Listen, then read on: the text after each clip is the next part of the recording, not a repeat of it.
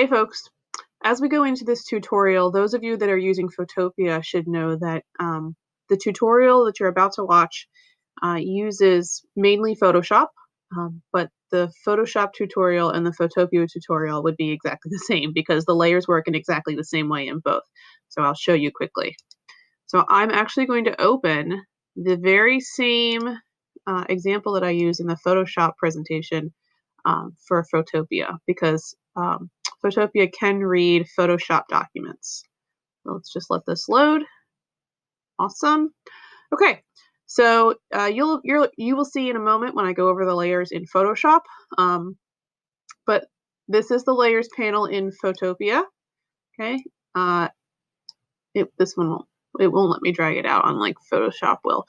If for some reason the layers panel is not open in Photopea, you just go to Window and then click Layers and it will be there. Okay, but everything you're about to see in Photoshop applies to Photopea as well.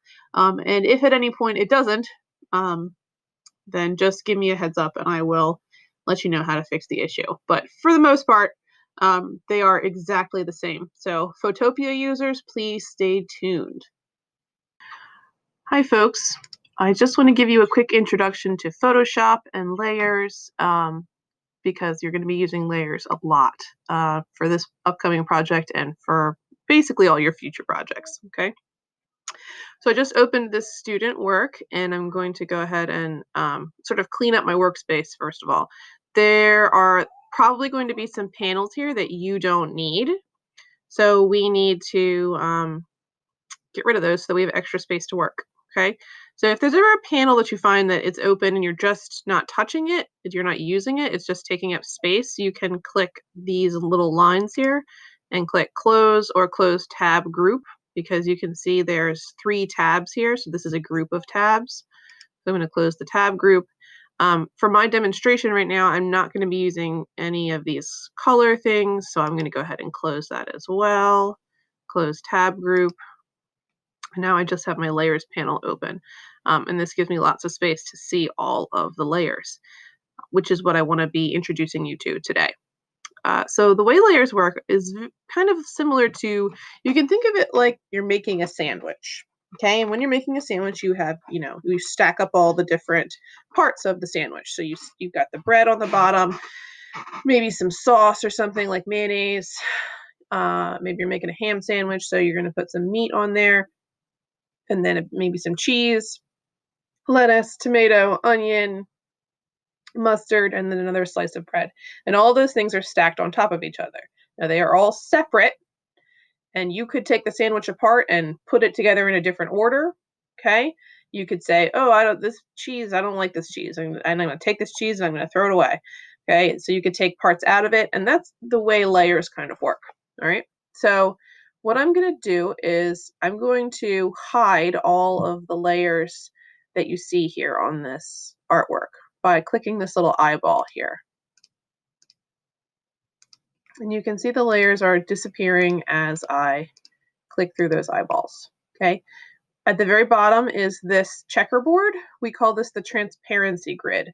So anywhere you see this, it means that there is nothing there. If you were to print it, it would come out whatever the color of your paper is, which is in most cases white, but if you were printing on a colored paper, it would be the color of the paper. So this is what we call the transparency grid.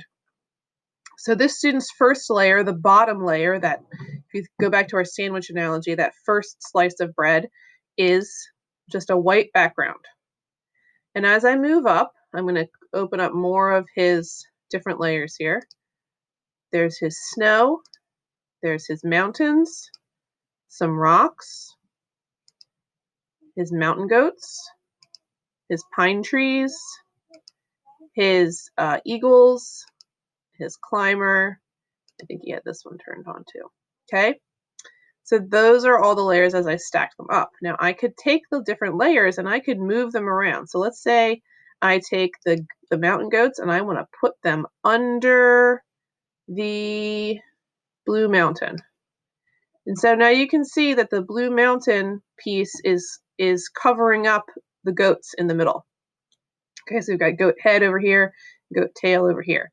So it is covering them up because I put the mountain goats layer, he labeled it carousel, under the blue mountain layer. All right.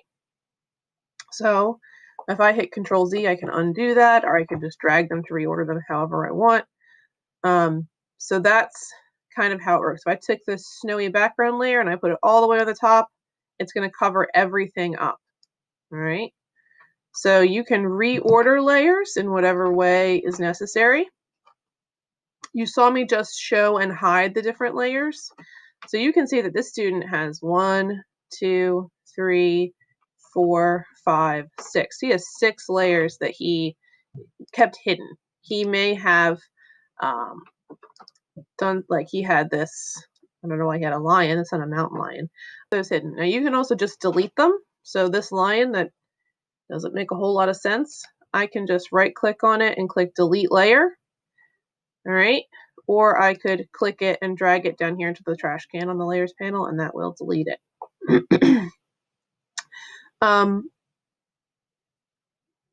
You'll also notice that he's got folders. Okay, he's organized his work by folders. So what does this do? I can take the snow pine layer, and I'm going to go over to my move tool. And I can click those. Let me unlock them. This is the lock feature. Let's talk about that quickly since I've run into it. The lock feature allows you to make a layer untouchable.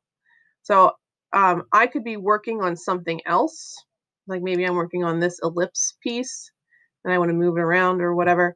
I could be working on something else, but I don't want to damage anything that I know that I've completed working on. All right. So it won't allow me to mess with any of these. Now, of course, you can unlock things quite easily. With this folder, if I am clicked on this and I'm going to unlock it, I can move individual goats, just like that. Okay. Or if I click on the carousel, I can move all of the goats. Okay. I can resize all the goats. Okay. I could rotate all of my goats. All right. So by having things organized in folders, these are grouped together and I can move them, adjust them, do whatever I need to do to the whole group. And if I find that I need to just deal with one goat, I can also just adjust one, which makes it much easier to work with. Okay. So that's how, let me undo all those changes. So that's how the folders work and the grouping works. I'll show you how to do this later on, but that's the benefit of doing it that way. If I were to add a new layer, I could click the add new layer key here. I could move it up to the top. I'm gonna paint. I could paint a big red squiggle all over the student's artwork. It looks like I have ruined it. Oh my goodness. Oh no. Okay, I can try to hide it by moving it all the way to the back or somewhere in the middle maybe. So now the goats are on top of it, but the rocks and the blue mountain in the background are underneath of it. I can just delete it without damaging anything. Okay, so if you are unsure of something you're doing, you would do it on a new layer because you can always delete that layer. So if I were to, for example, paint a big, go down to my background layer, we'll do it on the background layer, and paint a big red squiggle all over it. If I delete this layer, it deletes the whole thing. All right. And if I try to just erase it, let me turn my eraser on. Oh, that's really big. Okay. If I try to erase it, oh no, now it's erasing back to that transparency grid, which I do not want. I want that white background, right? So you have to be careful not to draw or color or make edits on layers that you don't want to, okay? You have the undo button, but sometimes that's an annoying way to have to deal with things. So when in doubt, make a new layer. You can always combine layers. So I could take a layer and now let's work with these two as an example. Okay, I could take this layer and this layer, I could right click and I can merge down, and now those have become one layer. All right, so if you feel you need to put layers together at a later time, you can do that. You can also just group them. All right, so layers are super versatile, super useful, and they make life a lot easier. I hope that gives you some understanding of how layers work, and you will really come to understand them a lot better as we move through the class. Thanks, folks.